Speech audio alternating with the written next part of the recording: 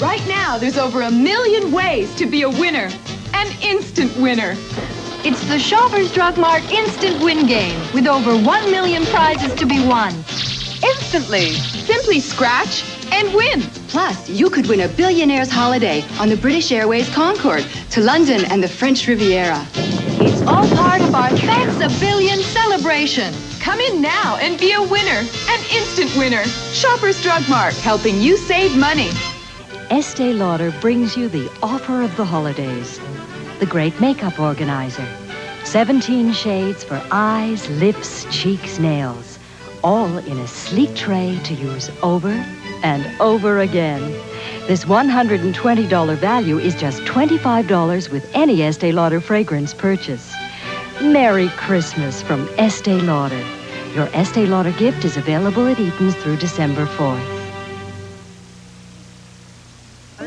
The folks at your neighborhood MacLeod store extend their warmest season's greetings to all. And to all, great gift values. Move in stereo with Lloyd's portable radio and cassette recorder, featuring digital clock and recording meters, metal tape capability, removable two-way speakers, and more. Now priced at $299. That's a $50 great gift saving. There's a belt drive turntable and great custom stand, too, from Lloyd's. Now is your chance to get in early and take home some great gift values. It's all at MacLeod's, so come on in. Who turned Santa onto Technics Audio? And now, the Sailmaker turns you on to Allied's greatest Christmas sale ever. 4 stores full of the most terrific Technics turn-ons for anyone and everyone on your Christmas list. Be a great Santa. Turn them on to Technics with a little help from the Sailmaker. Ho, ho, ho. Your leader in Technics Audio. Here comes something special, a candy bar with so much more. Crispy biscuits, creamy caramel, Rice Crisp peanuts by the star. More to eat, 'cause more goes in it. Chocolatey coated, Mr. Big. Hold on, here comes something special. It's Nilsson's biggest candy treats. Mr. Big has more to eat. This is designed to keep cold in. This is designed to keep cold out. It's Magnetite, the revolutionary new storm window from Western Magnetite that fits inside your home and attaches magnetically, sealing the cold and draft out. It's simple to remove and cuts down on heat loss and condensation. It's practical and looks great because we custom shape every window to suit your home. Magnetite, a new concept with proven results. Why not call us today? Because your windows could be robbing you blind. Orlando from 559. PS Holidays and Pleasure Tours give you Orlando, one of Canada's favorite holiday playgrounds, for 7 or 14 nights from 559, including non-stop private charter and subcompact car rental with unlimited mileage. From PS Holidays and Pleasure Tours, your best value to the sun this winter. See these travel agents for details. Call the Bay Travel Winnipeg or MML Travel Winnipeg and Brandon. It draws you in.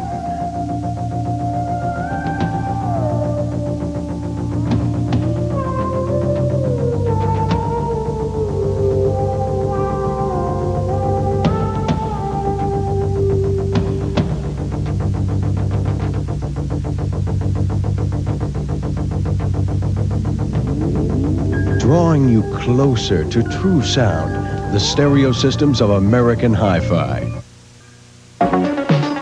Saturday nights, In Love with an Older Woman stars John Ritter and Karen Carlson. The touching story of a young man who rediscovers the true meaning of life when he encounters an older woman. Our best is showing on Saturday's Academy Performance on CKY. Never have we had a celebration like this. Never have we had such a big reason to celebrate. It's the biggest year ever for Shoppers Drug Mart. And we're saying thanks a billion. With fantastic savings on your everyday drugstore needs. And with the chance to win a trip of a lifetime. A billionaire's holiday to London and the Riviera on the British Airways Concorde. And that's only a few of the ways we're saying thanks. So come on in today and join our Thanks a Billion celebration. Shoppers Drug Mart, helping you save money. Big guy, big party. Yeah, The big guy's biggest birthday sale yet is now in full swing at the Winnipeg Convention Center. The selection is great, the deals have never been better, and trades are welcome. So, if you've got a trade, drive straight up the Edmonton Street ramp and directly up to the 3rd floor. See how easy it is? Manitoba, come on up to the big guy's birthday party. Winnipeg Convention Center, 3rd floor. We're open tonight till 11. Zenith reaches a new dimension in beta video recorders. Exceptional Zenith picture quality, front-loading convenience. Yet this Zenith VCR is less than 3.5 inches high. It's part of a new generation of beta VCRs from Zenith, including this lightweight portable and camera with automatic focus. You can play back by wireless remote control. See the new generation of beta VCRs from Zenith, where the quality goes in before the name goes on. This Christmas, there's a fever for everyone on your list. Just Hooked on Country Fever, featuring the Atlanta Pops Orchestra, contains a medley of 65 of your all-time favorite country hits.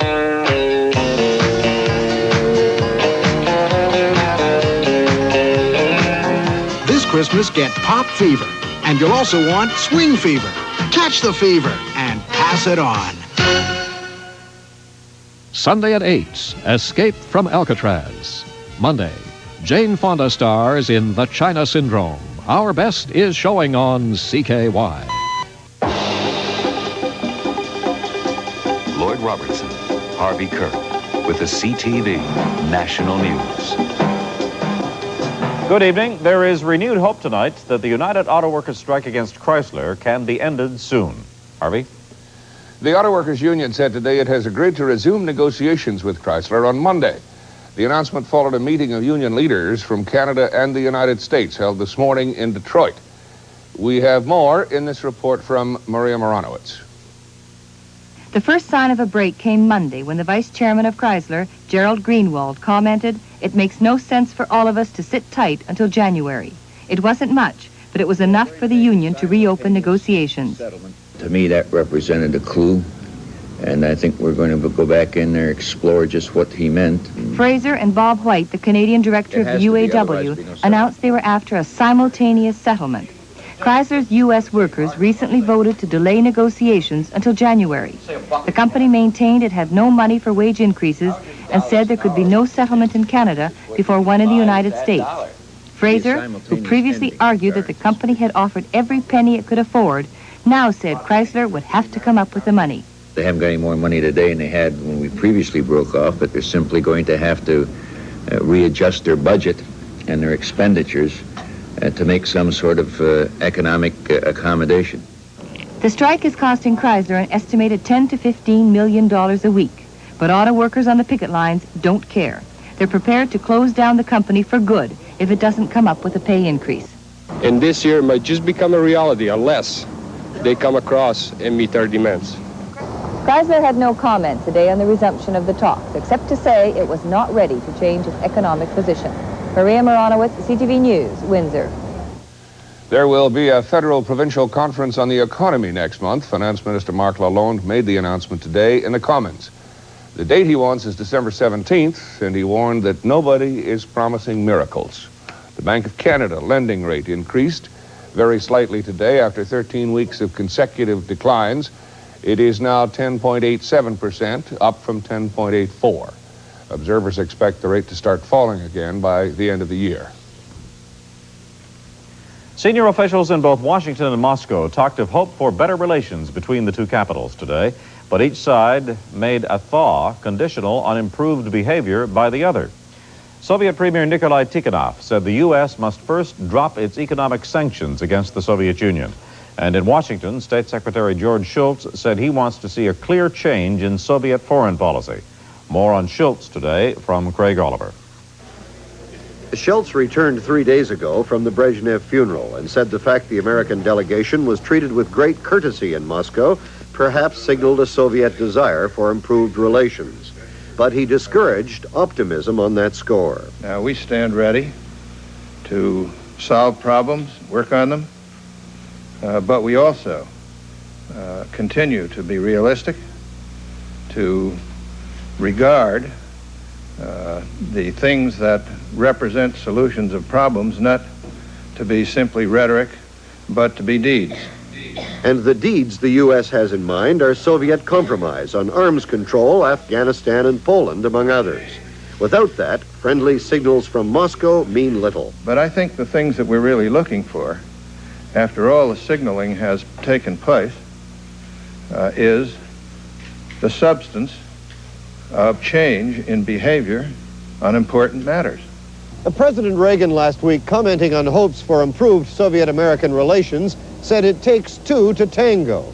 Today, his foreign secretary made it clear that the Russians will have to make the first move before the U.S. agrees to be a dance partner. Craig Oliver, CTV News, in Washington. A group of senior Canadian diplomats has begun talks in Moscow aimed at a return to normal relations between the two countries. Canada cut cultural and scientific ties with Moscow after the December 1979 Soviet invasion of Afghanistan. NBC News reported tonight that Poland's military regime may be using more than just its authority to keep Lech Wałęsa in check. The U.S. network says church sources have been told the government has pictures and tapes of Wałęsa in compromising sexual situations with women and taking union bribes. It's claimed the material was gathered before martial law was imposed. Israel's inquiry into the Beirut massacre continued today, and a finger of suspicion was turned on the foreign minister, Yitzhak Shamir. A cabinet minister testified he told Shamir the massacre was going on a day before Israeli forces moved to stop it. This, the most damaging testimony so far against the Begin government, came from Communications Minister Mordechai Zipori. He said he was told by an Israeli journalist that the massacre was in progress. He said that when he passed on the warning to Shamir, the foreign minister's only response was, "I hear you." It was another 24 hours before the killings were stopped. The four men convicted of murdering Quebec's Labor Minister Pierre Laporte 12 years ago launched a book on the affair today. It's called Putting an End to October, and it's almost certain to stiffen the debate on whether criminal authors should profit from their crimes. Brian Nelson reports. Pierre Laporte. In October 1970, he was Quebec's Labor Minister, a man who, along with British diplomat James Cross, was kidnapped by FLQ terrorists. Cross was found, rescued by the authorities, and lived to return home with his wife to England. But Laporte got no further than the trunk of this car, where his body had been dumped.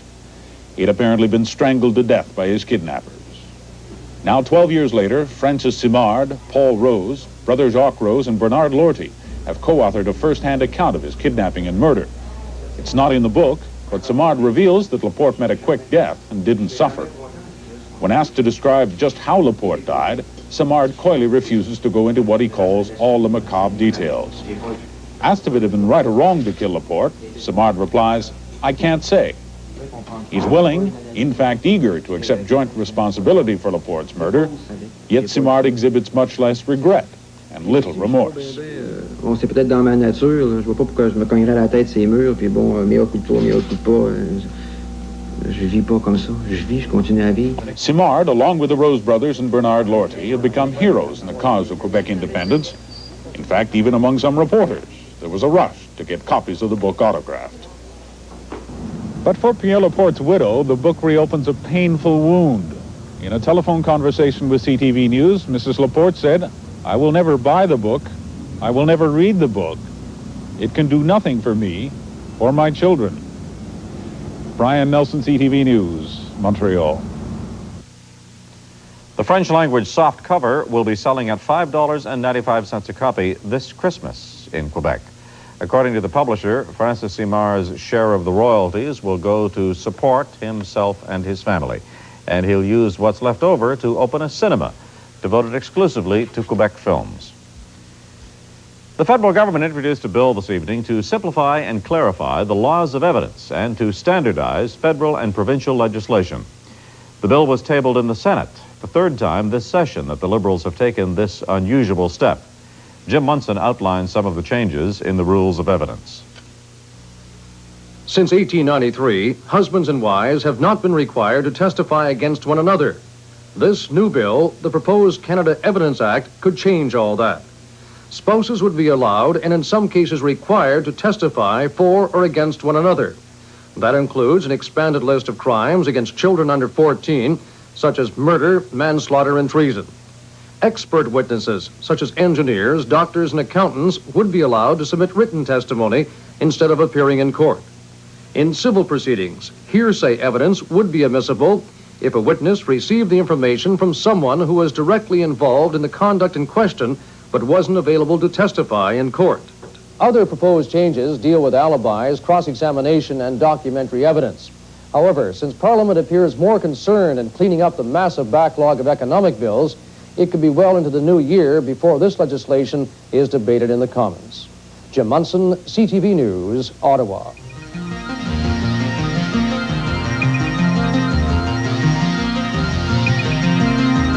Nice. Naughty. Hello, Zellers. So many boys and girls were good this year, we don't have enough toys. Can you help? Sure, Zellers has all the right toys at all the right prices. Like Grand Toys Eagle Force posable figures are just $2.47 each. Hasbro's Light Bright just $10.97. Alexander's Star Puzzle only $10.97. And this intriguing Rubik's game is just $10.97. Great. Santa will be right there. Oh, by the way, do you mind if he parks on the roof? Shop Zellers this Christmas. Only you'll know how little you paid.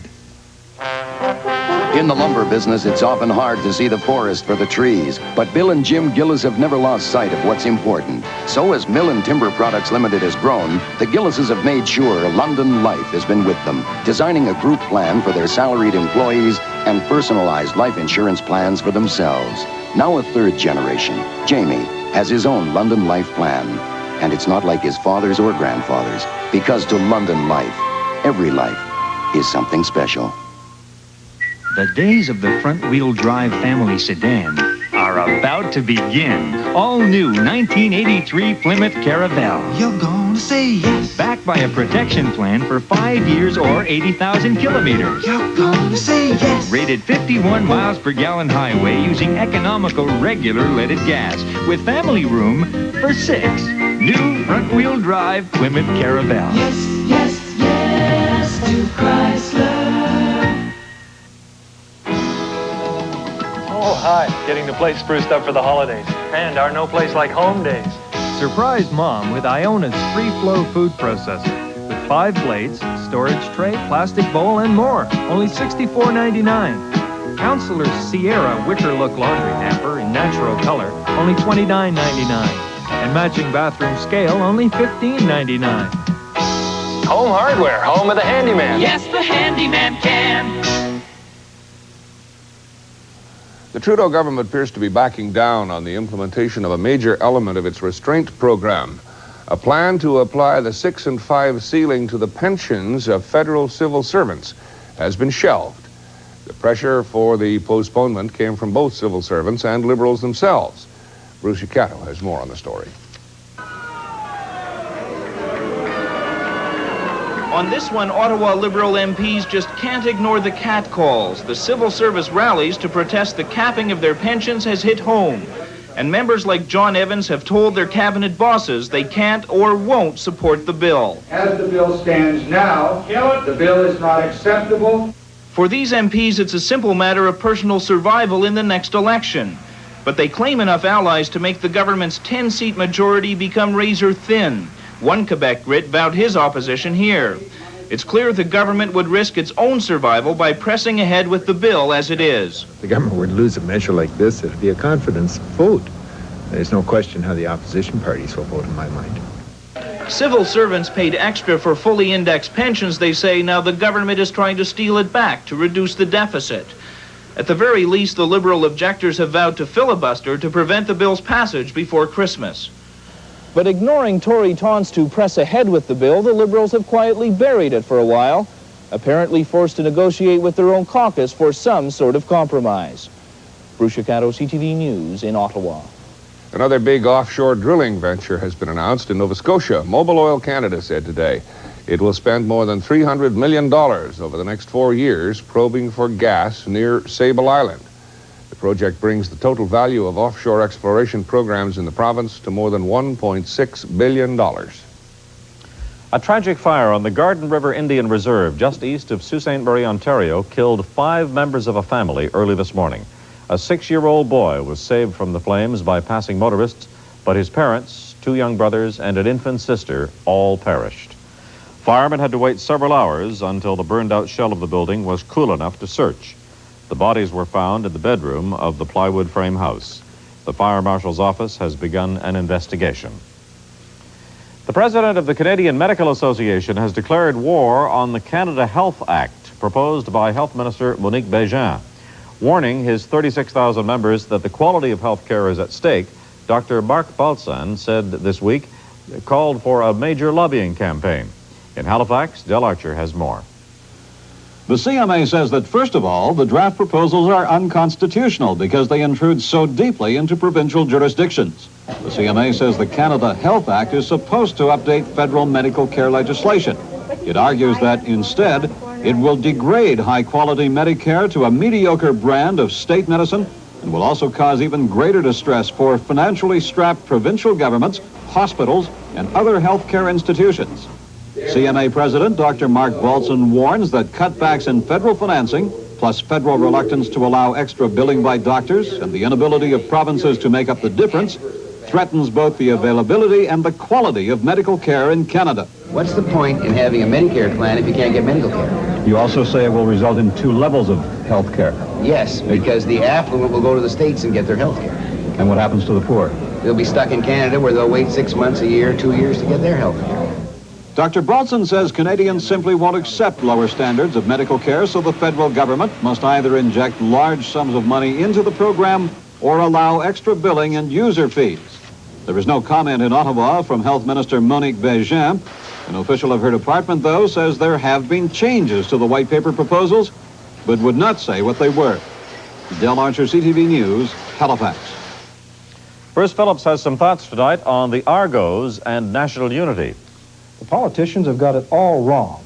Our problem with national unity has nothing to do with Alberta Oil, the Paykeests, or anything like that. It's because we no longer hate Toronto. Through war and pestilence, famine and flood, the tie that once bound Canadians together was their common loathing of Toronto. Toronto had the big money, the big buildings. It had the Maple Leafs and the Argonauts. In short, it had the winners. But that was all a very long time ago. Toronto no longer has all the big money and big buildings, and as for winners, few still living can remember one.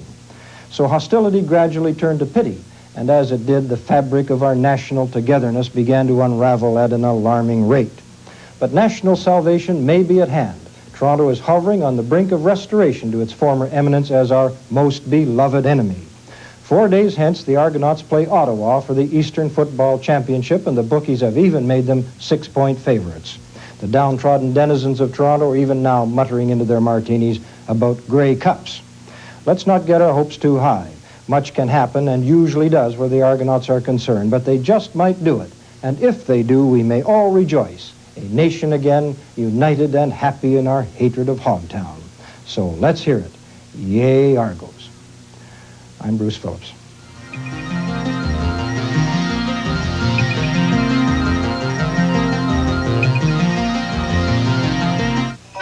Never thought I'd agree with him.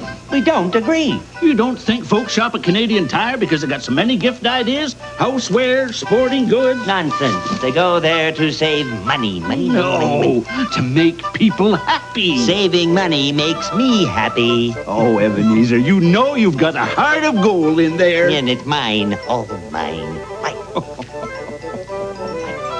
Canadian Tire lets you give like Santa. And save like Scrooge. Every day, more than 75,000 Canadians go to work for CN. These people are responsible for running our businesses profitably.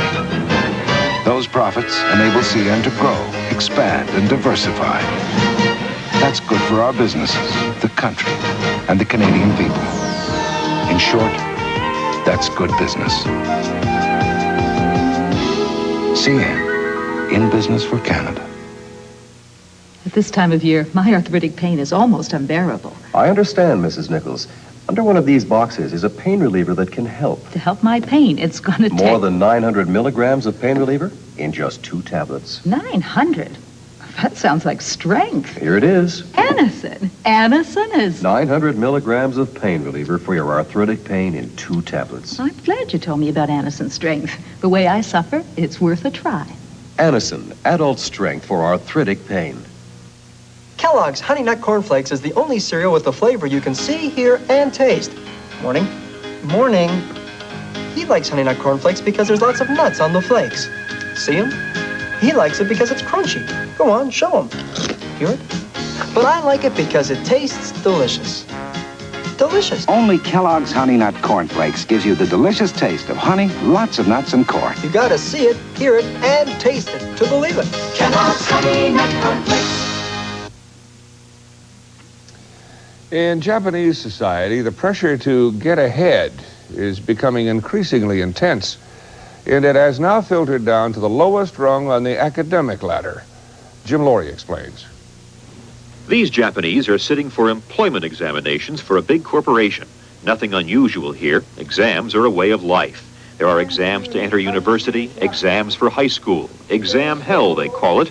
Competition is intense in this carefully ordered nation where only graduates of the best schools get the best jobs. But now for a small but increasing number of Japanese children, exam hell has gone one step further with entrance examinations for elementary school and kindergarten. Cram schools like this one, jukus they're called, have cropped up to tutor 3-, 4-, and 5-year-olds for their exams. In one school, anxious mothers monitor their children's progress on TV. The kindergartens that count are those with affiliations with prestige universities, so entry is important. This may look like romper room, but each exercise is geared to develop a more mature kindergartner. The basic entry examination includes assessment of physical dexterity, a test to distinguish shapes and objects, a test to be away from mother, and importantly, how to use the toilet all by yourself.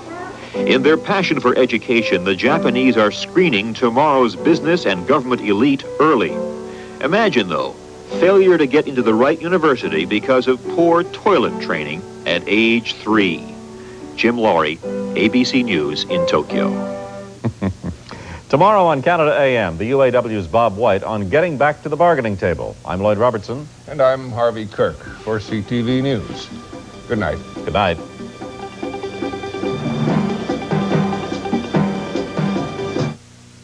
This is the CTV Television Network. Manitoba News is next on CKY. Hey, kids, learn to protect yourself. Use your head. Stay away from tractors, trains, trucks, and buses. How many dangerous things do you see every day? Think for yourself. You could get hurt badly, even lose an arm or a leg. Just ask Louis Barassa. He'll tell you. Use your head. Play safe.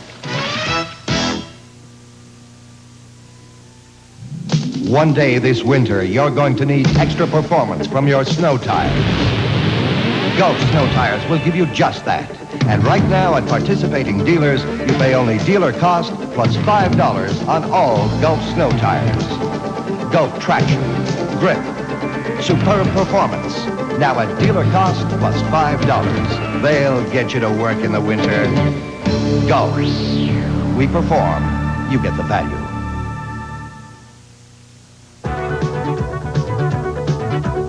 CKY News with Sylvia Kuzik.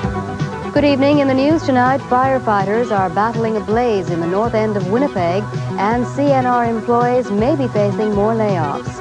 In the AccuWeather forecast, another warm day for southern Manitoba tomorrow. Rod Black will have sports. Injured Boston Bruin forward Norman Lavalle is reported to be making progress in a Vancouver hospital. Fire gutted a two-story house at 370 Boyd Avenue late this evening. The fire broke out about 10 p.m. One child was trapped on the second floor and later taken to hospital, condition as yet undetermined. Firefighters are still at the scene of the blaze. We will have more details later in the hour. CNR employees are cringing under the threat of more layoffs before Christmas. Larry Giesbrecht has this report. Canadian National Railways has announced layoffs in the last 6 months of at least 2,000 workers. Now, CN headquarters in Montreal is polling managers across the country on whether they can cut back even further over Christmas and New Year's. CN spokesmen say the normal lull in business activity over that period, a drop of about 50%, is expected to be even worse this year, given economic conditions. As a result, the usual skeleton crews with which the CNR operates during the holiday season may only be a shadow of their former selves this year. CN Rail plans to keep the number of trains running over Christmas and New Year's to a minimum.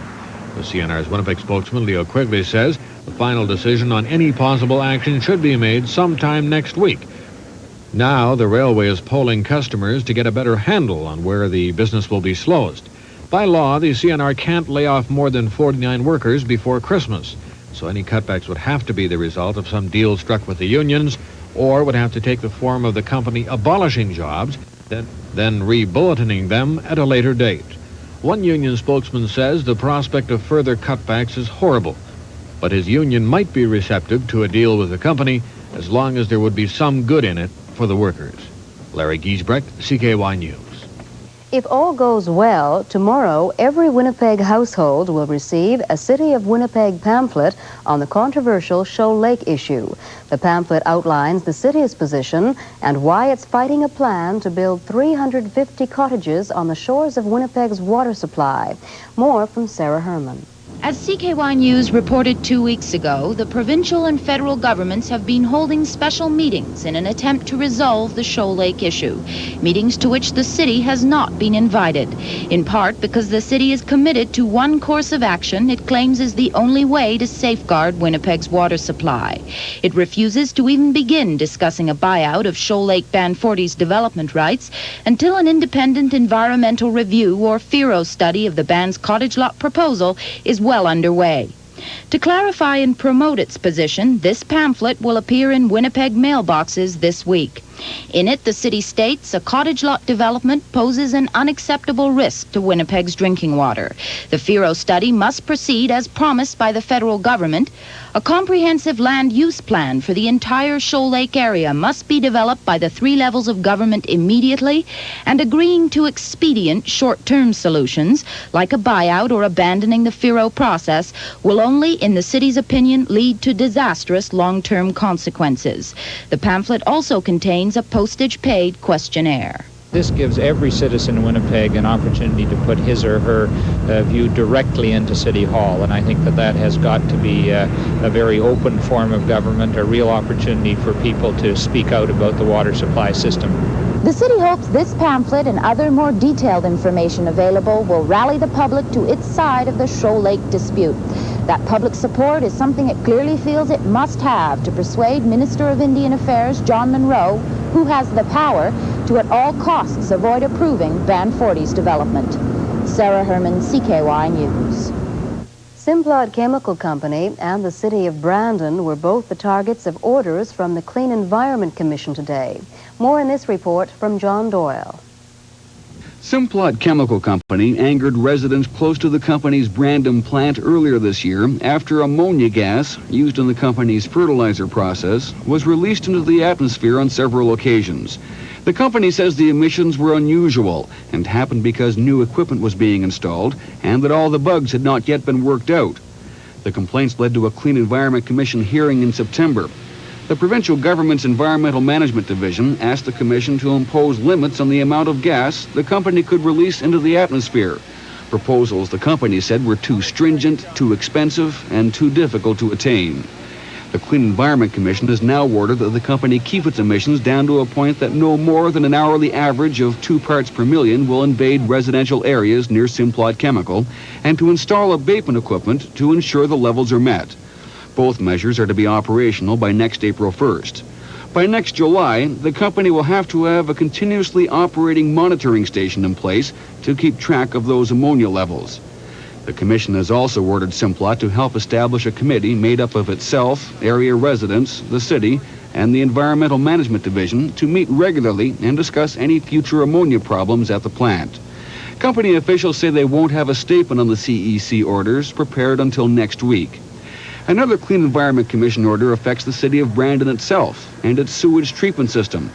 It directs the city to begin the planning process of a treatment system that will reduce emissions into the Assiniboine River, a system that has to be in place and operating by August 1986. Brandon Mayor Ken Burgess says the order is a fair one, but costs and difficulties involved can't be predicted until the research process is finished. John Doyle, CKY News. The Manitoba Medical Association says most of its members will be closing their offices for 3 days next week. The days are Monday, Thursday, and Friday. The doctors are stepping up their efforts to win binding arbitration from the provincial government by increasing the number of days a week their offices are closed from 2 to 3. Meanwhile, Premier Pauly says patient health is not being endangered by the current round of office closures by the Manitoba doctors. Pauly says the College of Physicians and Surgeons is monitoring the Doctors' Work Slowdown campaign and has found no undesirable effects other than inconvenience to the public. Consequently, he says, the government will not intervene. And certainly it would be premature at this point for me to hazard any guess as to what the situation might be 2 months from now, or a month from now, or 2 weeks from now. I would like to, at this point, it is not jeopardizing health and life. There's no need for the government to take any action, except to emphasize that we're anxious at all times to sit down with the MMA and to talk at any time. A union decertification vote is expected to be completed tonight at Manitoba Telephone System. 1,200 clerical workers are deciding whether to leave the International Brotherhood of Electrical Workers and have the Communications Workers of Canada Union represent them. The CWC now represents 600 MTS operators. Meanwhile, management has requested that nearly 170 part-time workers, now represented by the IBEW, be excluded from the bargaining unit. Results of the vote and the request are not expected from the Labor Relations Board until mid-December. According to the Canada Mortgage and Housing Corporation, Winnipeg's vacancy rate for privately owned apartment buildings continues to drop. We have more from Vivian Merkley. A spokesman for CMHC says the rate has dropped to 1.4%, the lowest level in 5 years. Mark Thorvaldson says a recent survey indicates there are only 700 vacant apartments out of a total of about 50,000. He says the rate would be even lower if it weren't for federal grants, which are encouraging people to buy homes and leave their apartments. However, Thorvaldson predicts the rate will still drop to 1% next year. Meanwhile, Albert DeFair, the president of the Manitoba Home Builders Association, says there will be very little, if any, apartment construction in 1983.